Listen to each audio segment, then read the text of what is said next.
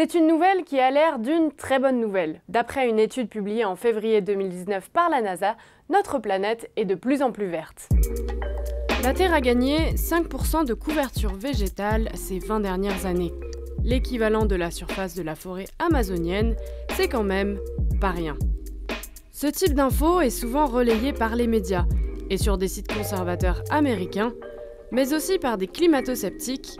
Satellite data shows a remarkable greening of the planet Earth. The largest greenings are occurring in the margins of the Great Desert. The tropical rainforest, the lungs of the Earth, have the largest increase in greening on the planet, all brought to you by carbon dioxide. Qui en profite pour dire que la Terre ne se porte pas si mal que ça. Sauf que dans la réalité, c'est un petit peu plus compliqué que ça. Reprenons cette étude. Pour parvenir à leur conclusion, les chercheurs se sont basés sur les images du système satellitaire MODIS de la NASA. On peut voir que c'est à la Chine et à l'Inde que reviennent la palme du reverdissement. Sauf qu'en Inde, c'est un trompe-l'œil. Il s'agit à 82% de cultures intensives qui appauvrissent les sols et ne captent pas beaucoup de carbone. En Chine, le tableau est un petit peu plus vert.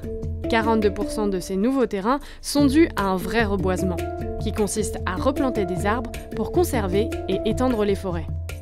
Une bonne nouvelle pour la captation de CO2, mais il en faudrait beaucoup plus.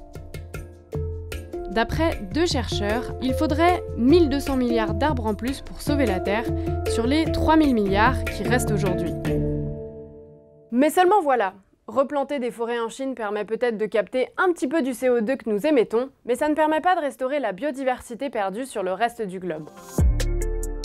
Une étude scientifique menée au Brésil en 2008 a montré qu'il faudrait en moyenne 66 ans à une jungle pour reprendre ses droits et développer un écosystème durable. Mais il faudra attendre entre 1000 et 4000 années pour constater une restauration complète de la faune et de la flore de la forêt vierge d'origine. Sur le très long terme, l'étude de la NASA explique aussi que cette poussée de forêt pourrait déséquilibrer les écosystèmes, en grignotant par exemple sur la savane, et ainsi perturber les espèces qui y vivent. En fait, la principale raison du verdissement de la Terre, c'est finalement le réchauffement climatique.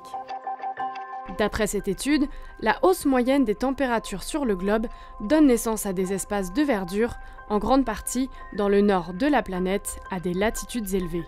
Les régions les plus froides du globe se couvrent petit à petit de végétation.